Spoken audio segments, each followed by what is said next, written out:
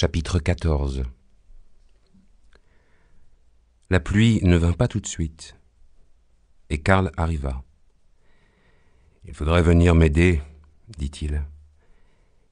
Il venait déjà de voir Jacou et sa bande, mais Randoulet était parti. « Avec le noir depuis 3 jours. Seulement, dit-il, il faudrait venir m'aider à couper mon foin. Le temps presse. » Ce qu'il ne disait pas, c'est qu'il avait quelque chose à dire. Il se réservait. Le pré de Karl portait encore son second regain. Ils se mirent tous en ligne, Karl, le fils, Jacou, Honoré, le valet, Jourdan et Bobby. « Ça fait déjà plusieurs fois qu'on travaille ensemble, » dit le Jacou. Déjà, la chasse à la biche, et aujourd'hui, Karl n'avait pas hésité. Il avait pensé, il n'y a qu'à le leur dire et ils viendront. Il n'avait même pas fait une réflexion. Ils étaient tous venus avec leurs faux, toutes prêtes, et ils étaient là alignés.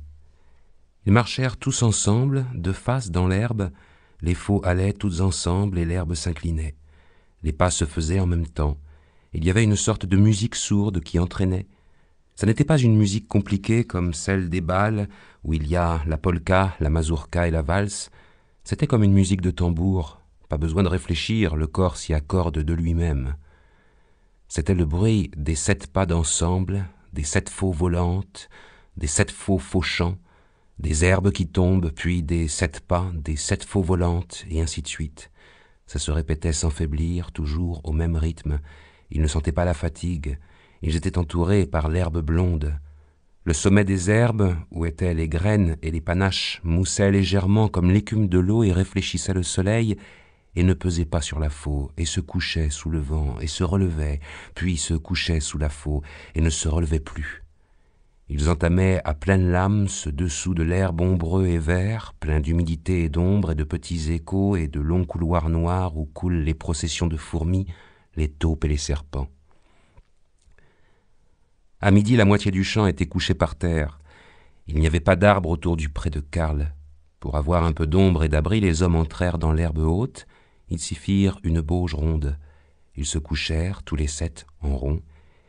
Ils mangèrent du pain et du fromage. Ils étaient loin de partout. L'herbe faisait barrière. « J'ai une idée, » dit Karl. Il dressa son doigt en l'air. « Écoutez. » Il faisait signe d'écouter le vent. Au-delà du bruit des herbes, au fond du monde, on entendait des hennissements de chevaux. « Les juments sont en chaleur, » dit Karl.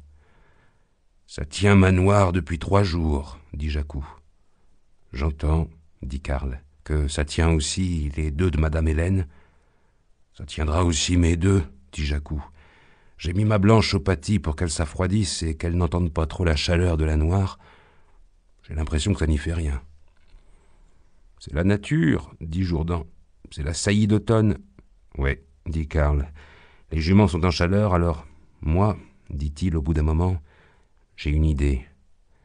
Si je lâchais mon étalon, et si vous lâchiez vos juments. »« Comment ? » ?»« J'ai l'impression... Voilà, ce n'est pas la première fois que l'étalon connaît vos femelles. Et qu'est-ce qu'on a eu comme poulain ? À part le rouge que tu as vendu à Auberga, qu'est-ce qu'on a eu ? » ?»« Ah non, » dit Jacou. « J'ai eu aussi le bleu, celui qu'on avait baptisé Diablon, celui qu'Honoré pouvait à peine tenir. On ne peut pas dire que ce soit précisément une bête, ça. Quand tu avais sa longe au bout du bras, tu le disais. »« Non, » dit Karl. Les herbes avaient fait silence. « Je veux parler, » dit Karl, « d'une belle bête, raisonnable. »« Je crois, » dit Bobby, « que ça pourrait faire quelque chose de très beau. »« Écoutez, » dit Karl, « j'ai vu des fois des courses. À Saint-Sigismond, dans la montagne. »« Je les ai vues aussi une fois, » dit Jacou.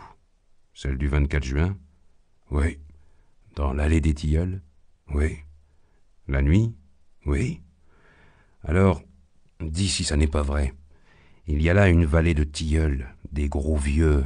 Pas un n'est droit. Ils sont tous massacrés par le vent de la montagne parce que c'est dans la montagne. On fait aligner les chevaux sous les lanternes. Ce sont des lanternes qui font beaucoup de fumée et des flammes rouges. Ce sont de petits chevaux avec de longues queues et des crinières qu'on n'a jamais taillées. Puis tout le monde se met à crier et les chevaux partent. J'étais près du départ. J'ai vu les lanternes avec, je vous dis, la fumée, les flammes et les chevaux, je vous dis, petits, râblés et tout enveloppés de longs poils. J'ai entendu crier et vu les chevaux partir. Ils ont couru tout le long de l'allée des Tilleuls. Mais ça n'est pas ça la course. Voilà ce qui arrive, et voilà ce que voient ceux qui savent. Il n'y a pas de cavalier, je vous l'ai dit. Non, je vous le dis. Les chevaux partent dans la montagne et galopent, passent les prés, passent le torrent, passent la forêt, passent l'éboulis, rejoignent les préaux, entrent dans l'herbe nouvelle, et c'est fini. Il en reste là. Quand on est malin, on va s'asseoir aux lisières du bois pour bien voir la galopade. Le 24 juin, c'est Saint-Jean, la lune est belle, on y voit comme en plein jour. Je n'ai jamais rien vu de plus beau. Et encore, j'étais en bas, à la mauvaise place. Ils continuèrent la fauchaison tout l'après-midi. « Hé !» dit le valet de Jacou, « ce sont des choses qui peuvent se faire. »« Qu'est-ce que tu dis ?» demanda Jacou. L'autre abattit et releva 20 fois sa faux avant de répondre, et il fit 20 pas, et à côté de lui, Jacou fit 20 pas en coupant l'herbe. « Je me parle, » dit le valet. Tout le long de la route de retour, Jacou parla des chevaux. « Je connais cette course, moi. »« C'était avant mon mariage ?» demanda Honoré. « Bien sûr, » dit Jacou. « Qu'est-ce que tu veux que ça compte, ton mariage ?»« Je vous disais ça parce que depuis, vous n'êtes plus sorti. »« C'est le tort que j'ai, » dit Jacou. En arrivant à la ferme, il cligna de l'œil. Il appela. « Valet !» Honoré s'en allait vers le hangar. Jacou l'appela. « Honoré !» Ils arrivèrent et il leur dit « Écoutez, il cligna de l'œil, il dit « Si on lui jouait un bon tour. »« À qui ?»« À Karl. »« Mais comment ?»« Je vous le dirai, dit-il. Mangeons la soupe. » La ferme était tout endormie. Il se leva. Il appela. « Valet !» L'autre qui dormait à l'écurie répondit « Je suis là, patron. » Il pensait « Si maintenant le revertigo lui prend la nuit, la vie ne sera plus tenable. » Mais dans la lueur de la chandelle, il ne vit pas le visage triste de Jacou, mais le visage gai de Jacou. Le pli de la vieille bouche rasée riait doucement. Il ouvrit la porte de la chambre de son gendre. Il appela « Honoré !» Celui-là se leva aussi. Il y avait une grande lune ronde et rousse en plein dans la fenêtre. Elle éclairait Joséphine endormie et découverte jusqu'au ventre. « Couvrez-la, » dit Jacou. « Laissez, » dit Honoré. « Quand les femmes dorment, la lune les mûrit. »« Un mûrir, » dit Jacou, « qui te fera plus d'acide que de sucre. Je la connais, c'est ma fille. »« Laissez, » dit Honoré. « Je la connais aussi, c'est ma femme. » Ça se passait dans le couloir. Jacou souriait, le valet souriait. Honoré se frotta les yeux. Ils descendirent à l'étable. Dans un parc, il y avait des moutons. L'odeur d'urine était terrible. « Tiens la chandelle, toi. » Il fit lever les moutons. « Ils sont couchés dans la merde, » dit-il. « Ça tient chaud, » dit Honoré. « J'ai fait litière régulièrement, » dit le valet. « Je sais, » dit Jacou. « Ça n'est pas ce que je veux dire. Ils seront toujours couchés dans la merde, quoi que tu fasses. Regarde les yeux, » dit-il. La chandelle faisait étinceler les yeux de pierre bleue. « C'est pour cela que vous nous avez fait lever, » dit Honoré. « Montagnard, » dit Jacou, en se tournant de son côté avec mépris. Il avait sa grosse lippe et il cracha dans la paille. « Dresse la chandelle. Ils ont des yeux comme si leur cervelle luisait. Ce montagnard est plus dégoûtant qu'un vieux cochon. Allez, venez. »« Dormir, » dit-il. « Je te demandais un peu à quoi ça t'avance. » Derrière son dos, le valet fit signe. Le vieux a pompé. « Ici, oui, » dit Jacou.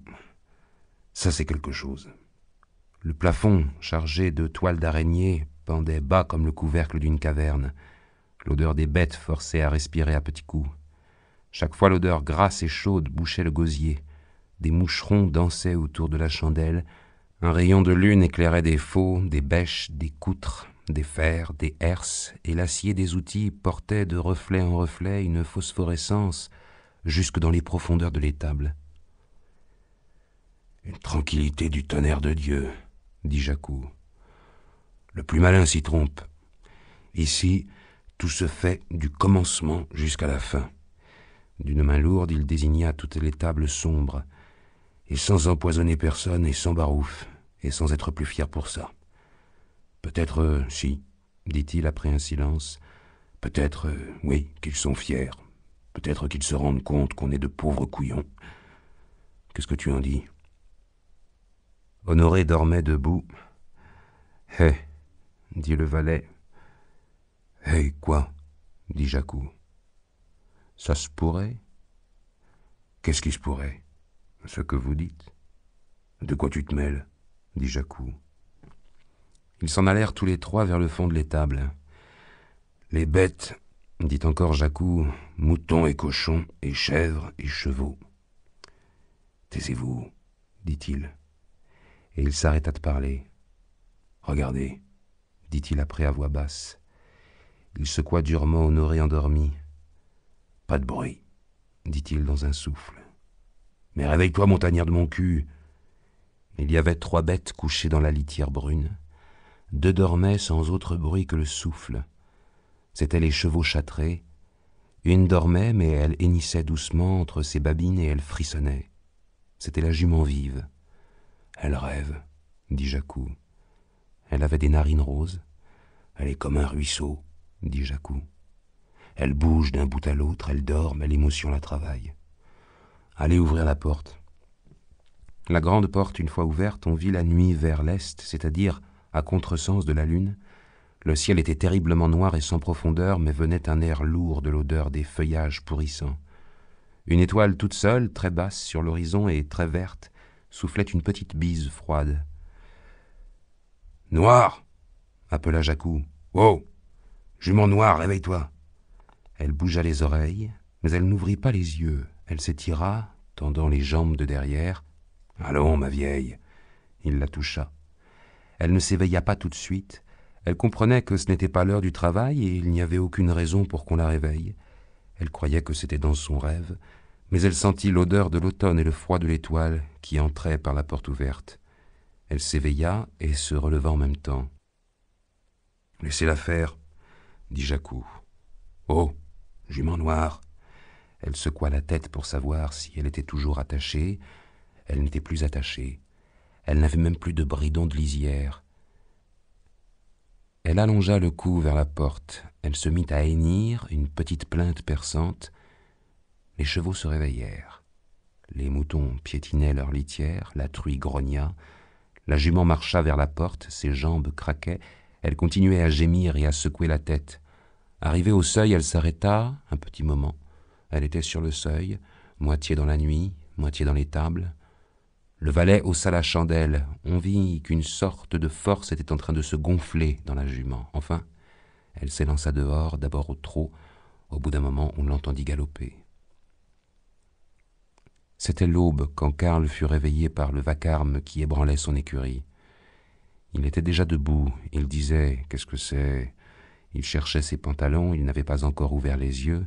C'était comme si on démolissait la maison à coups de masse. Les talons se battaient contre ses chaînes, ses ridelles, ses barres et ses attaches. Des étincelles éclataient sous les fers de ses sabots, les planches craquaient, une poussière de foin sec fumait dans toutes les tables. Karl essaya de le calmer avec les mots d'habitude, mais il était obligé de les gueuler de toutes ses forces, et ça ne produisait pas le même effet. Karl sautait autour de la bête folle, il essayait de se mettre devant les yeux de l'étalon. « S'il me voit, se disait-il, peut-être qu'il s'arrêtera. » Mais ça n'y faisait rien. Heureusement qu'il y avait toujours la grande sangle sous le ventre de la bête. Le fils Karl s'était levé aussi. « Tire de là-bas !» cria le père. Ils tirèrent, tous les deux, sur les cordes. La sangle releva le cheval fou et il perdit pied. Aussitôt il s'arrêta de bouger. Il laissa pendre ses jambes et son cou. Il était séparé de la terre. « Quelle histoire !» dit Karl en s'essuyant le front. Madame Karl était venue au seuil, en coiffe de nuit. « Enlève-toi, dit Karl. L'odeur d'une femme, ça suffit des fois. Oh, ce n'est pas mon odeur, dit-elle. Il y a une jument à la porte, elle danse dans le pré. Karl ouvrit le judas du ventail. Une jument noire dansait au milieu du pré, dans la lumière de l'aube. C'est la noire de Jacou. Alors il pensa à ce qu'il avait dit pendant qu'on touchait le regain et il se mit à sourire, et il dressa le doigt. « Va à la cuisine, dit-il à madame Karl. Je sais ce que c'est. Fais du café, on va y aller. Reste ici, fils, tu vas voir. Va, Philomène. » Alors il dit « Ferme la porte du couloir maintenant et ouvre la grande. » Le fils ouvrit le grand portail tout large. L'aube d'automne éclairait un ciel libre où le bleu et le blanc commençaient à naître. « Prends un bâton, dit Karl, et fais-moi danser cette petite pute un peu plus loin d'ici. Quand elle sera au fond du pré, sauve-toi. » Il détacha les talons. Il lui enleva le mouchoir de la lisière et l'attache-queue et le floquet. Il le mit tout nu. Il s'abrita derrière le bas-flanc et il mollit la corde de sangle d'un côté puis de l'autre. Les talons toucha à terre de nouveau, la sangle tomba, elle aussi. Les talons resta un moment immobile, puis, tête baissée, sans regarder, il bondit vers la porte ouverte. Le fils Karl s'était sauvé derrière les barrières. La jument noire repoussée jusqu'au fond du pré revenait au petit trot. Les talons galopaient si fort vers elle qu'il la dépassa. Alors, elle fit une volte, et elle le suivit. La noce des chevaux dura tout le jour sous un ciel cheval plein de galopades, de nuages et de courses mélangées, de l'ombre et du soleil. Les talons mordit la nuque de la jument, elle creusa les reins comme pour s'ouvrir sous elle et elle bondit vers les verdures de Randoulet. Ils galopaient côte à côte, leurs crinières fumaient, les talons essayaient toujours de mordre cette place craquante et chaude derrière les oreilles. La jument sentait sur sa nuque la salive de l'étalon qui se refroidissait dans le vent du galop. Elle avait envie d'ombre, d'herbe et de paix. Elle galopait vers l'ombre, l'herbe et la paix. Les talons la dépassaient, puis ils se retournaient vers elle. Ils heurtaient leurs poitrails, ils se soulevaient l'un contre l'autre, ils battaient l'air de leurs jambes de devant, ils s'appuyaient les sabots ferrés dans les poils et les sabots ferrés glissaient dans la sueur. Ils secouaient la tête, puis ils retombaient sur la terre, et ils repartaient au même galop. Quand ils venaient ainsi de se dresser, de se heurter, leur odeur de mâle et de femelle les suivait un moment avant de se disperser dans le vent frais. Vers le milieu du matin, ils abordèrent les grands champs d'herbe que Randoulet avait laissés sur pied.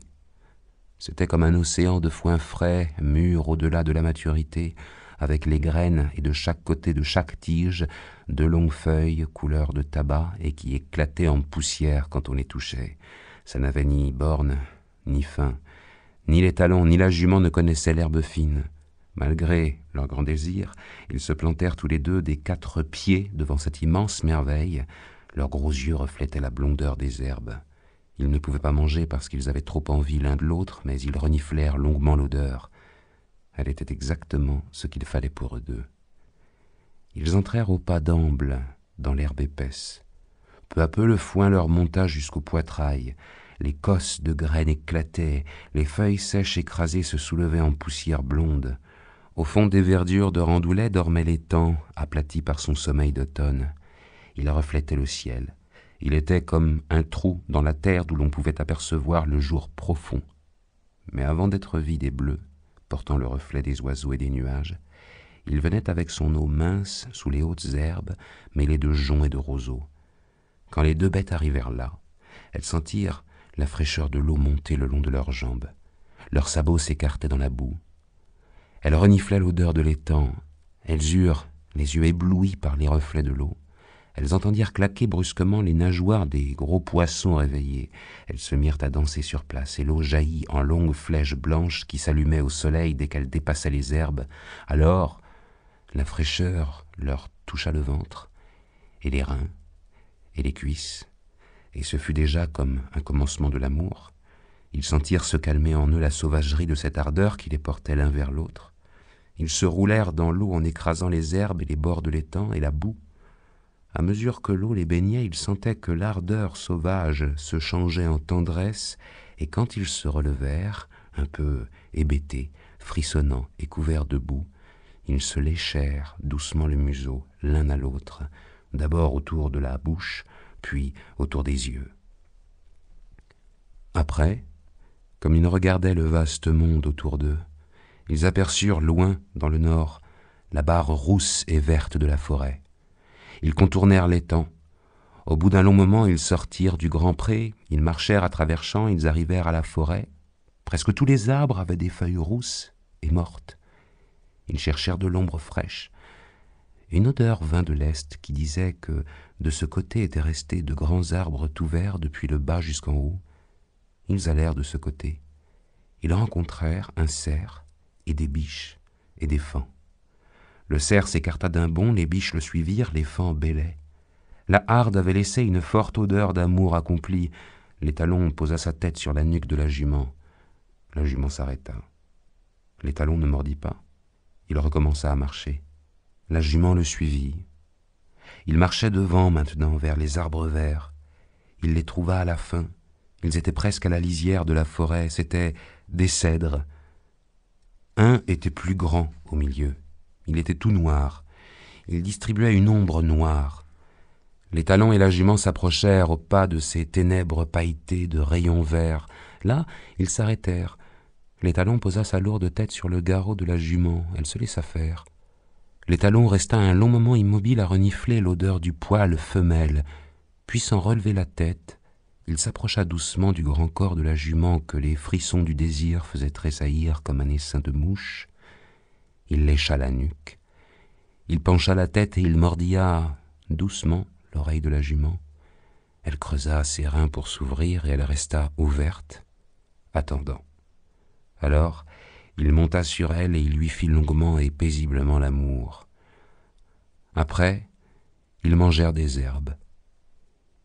Ils burent au ruisseau. Ils sortirent du bois. La jument se souvint de l'écurie. Elle commença à retourner. Elle trottait paisiblement comme si elle avait été attelée. Les talons galopaient à côté d'elle et autour d'elle. Ils dansaient et faisaient 10 fois le chemin d'aller et venir. Il lui coupait la route, elle se détournait de lui et elle continuait à trotter droit vers l'écurie. Il réussit à l'arrêter dans le large du plateau et il la soumit encore une fois longtemps sous lui. Ils firent route quelques heures, puis ils furent en vue de l'écurie. La toiture dépassait la terre, mais ils avaient fait un gros détour vers l'ouest et ils arrivèrent du côté des pâtis où se trouvait la jument blanche. Elle claironna à plein naseau et elle vint s'appuyer à la barrière. L'étalon galopa vers elle. La noire fit encore quelques pas vers l'étable, puis résolument, elle s'arrêta. Elle regarda ce que faisaient les deux autres, puis elle se mit à manger. L'étalon essayait de sauter la barrière, la jument blanche aussi. Enfin, en s'appuyant, ils firent craquer les bois, puis la blanche s'élança et fit éclater la barrière, et emportée par son élan, elle galopa dans les terres. L'étalon s'élança à sa poursuite. La noire les suivit, la nuit tombait, ils s'enfoncèrent tous les trois au galop, dans le large du plateau. L'étalon avait déjà mordu la nuque de la blanche, et sur le poil clair on voyait des traces de sang. La blanche riait à pleine babine en secouant la tête. Mademoiselle Aurore s'était arrêtée à la Jourdane. Elle avait surveillé du bois le départ de Bobby, puis elle était venue au pas. Elle avait sauté de selle devant la porte, et elle était entrée, étant sûre que Marthe était seule. Marthe était seule. Aurore aimait l'odeur de cette maison. À un endroit de la cuisine, à un clou, était pendue une veste de velours qui sentait fort. Aurore s'asseyait à côté d'elle. Tout lui semblait changé et rayonnant dès qu'elle sentait cette odeur de velours. Marthe ne parlait guère, elle allait et elle venait à son train. C'était un grand moment de calme. Marthe lui parla de la noce des chevaux. Jourdan les avait vus. Ils galopaient, avait-il dit, tous les trois du même air, comme s'ils avaient été attelés de front au même char. « Il faudra vous méfier de votre bête, dit Marthe. Si vous les rencontriez, elle serait capable de vous jeter par terre pour les suivre. »« Elle ne me jetterait pas, dit Aurore. »« Alors elle vous entraînerait, dit Marthe. » Aurore respira profondément l'odeur du velours de veste.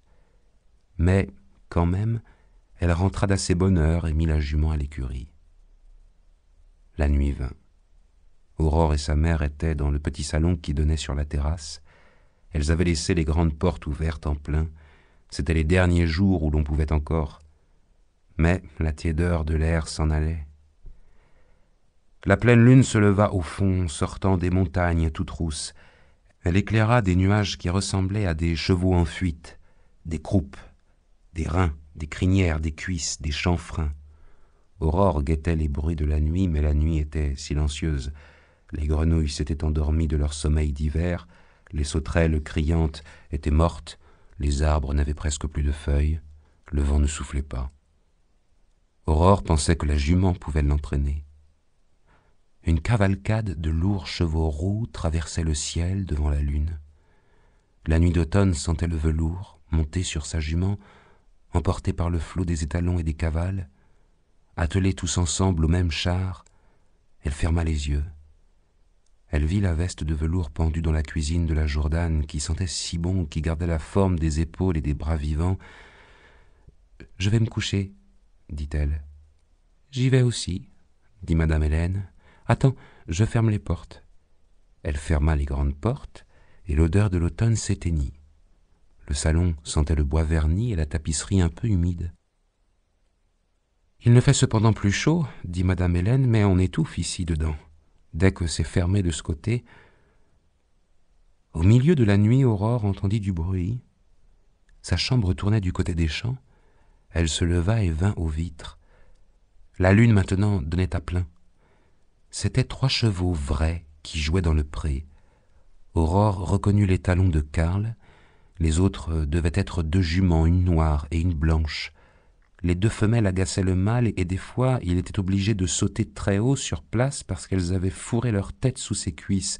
Alors il se mettait à galoper un peu et du large il appelait tout doucement vers l'écurie nouvelle. Aurore ouvrit sa porte sans bruit, traversa le palier, descendit. Elle était en chemise de nuit et pieds nus. En bas, elle alluma la lanterne tempête et elle entra dans l'écurie. La jument était troublée et inquiète, toute nerveuse, ne sachant plus bien ce qu'elle faisait. Quand Aurore s'approcha d'elle, elle essaya de lui envoyer un coup de pied, mais elle arrêta sa jambe et elle la laissa retomber en gémissant. « Alors c'est comme ça, » dit Aurore. La jument la regarda en tremblant. Aurore et la bête s'aimaient bien. Aurore mit sa main sur le museau rose tout humide. La jument mordilla la petite main et tira sur sa longe. Aurore détacha le mouroir et enleva le bridon. Elle marcha vers la porte, la jument la suivait. Aurore marchait lentement à cause de ses pieds nus. Elle entr'ouvrit la grande porte juste pour laisser passer la bête. L'odeur de l'automne entra encore, l'odeur de velours. « Allons, » dit Aurore. « Va-t'en, seule. » L'automne mourut 3 jours après. Il était empaqueté de longs nuages sanglants et le ciel était déjà froid. Il n'y avait pas de vent. Un piétinement sourd monta des fonds de la plaine de Roum. Il augmentait d'heure en heure. Jourdan, Marthe et Bobby l'écoutèrent tout le long du matin et à midi, il était devenu si fort qu'ils abandonnèrent leur repas et sortirent pour voir ce que c'était. Une épaisse poussière fumait au-dessus des arbres de la forêt grémone. Ils avancèrent un peu tous les 3, puis ils virent sortir le troupeau de Randoulets. Le berger le noir marchait en tête à côté de Zulma. On ne savait pas comment Zulma avait fait pour être prévenue de l'arrivée des bêtes. Le fait est qu'elle était allée les attendre aujourd'hui à la Croix-Chauve. Peut-être les avait-elle attendues tous les jours depuis le départ de son père et du berger. Et maintenant Zulma marchait en tête, devant le troupeau, à côté du berger le noir. Lui avait maintenant pris beaucoup d'importance, et il balançait son long bâton tout en marchant pour égaliser derrière lui l'alignement des premiers moutons. Il ne regardait ni à droite ni à gauche, il ne regardait même pas droit devant lui pour voir l'endroit où il allait, menant son troupeau, il le regardait droit devant par habitude, et il était seulement heureux de marcher en tête du troupeau, qu'il aille où qu'il aille, loin que loin, pourvu que lui, le noir, berger du plateau, berger de 50 moutons d'habitude, soit par le revertigo du patron, le marcheur en tête de ses 500 moutons maintenant. Zulma avait attaché ses cheveux avec 2 joncs entortillés. La cloche des béliers sonnait, la poussière fumait. Les moutons fatigués secouaient la tête, le troupeau sortait toujours du bois. On aurait dit une source d'eau boueuse, ouverte dans les arbres et qui, commençant à couler, se déroulait d'abord sur le plateau avant d'aller se déverser au-delà des rebords, dans les vallées basses. Il passait derrière les longs bouleaux maigres et tigrés. On voyait Zulma, puis le noir, puis les bêtes. Enfin, ils descendirent le premier ressaut de terre qui s'en allait vers l'étang. Zulma et le noir disparurent. La fin du troupeau n'était pas encore sortie du bois. On ne voyait plus que des moutons, plus d'hommes. Seul un chien, noir, qui devait être blessé à la patte, marchait en boitant au bord du troupeau. Jourdan, Marthe et Bobby rentrèrent à la maison. La soupe était froide, mais ils la mangèrent. Le bruit continuait. « Voilà l'affaire de Randoulet, » dit Jourdan. « L'hiver arrive, dit Bobby. Son jas est trop petit, il sera obligé de les laisser dehors. Il est allé les chercher dans la montagne. Il a laissé feutrer son grand pré, il n'a plus qu'à couper ses herbes. La neige ne reste pas sur l'herbe sèche. Il pourrait, dit Bobby, construire un jas en arbre. On pourrait le faire tous ensemble, l'aider. Au bout d'un moment, Jourdan dit « On le pourrait, oui. Mais maintenant, je ne crois pas que ce soit ça qu'il veuille. Ni ça qu'on veut, nous aussi. » Le bruit diminuait. Dans le soir, on entendait parler les lointaines montagnes. Jourdan se fouilla. Il sortit de sa poche un morceau de branche de chêne, gros et long comme sa main. Il le posa près de son assiette. Il continua à manger. « Donne-moi le jambon, Marthe. »« Je suis allé à la forêt ce tantôt, dit-il, et j'ai ramassé ce morceau de bois. Et en revenant, je suis revenu lentement, et avec mon couteau, j'ai gratté le morceau de bois et je lui ai enlevé son écorce. »« On n'entend plus rien, » dit Marthe. Ils écoutèrent. On n'entendait plus que le bruit des cloches de fer.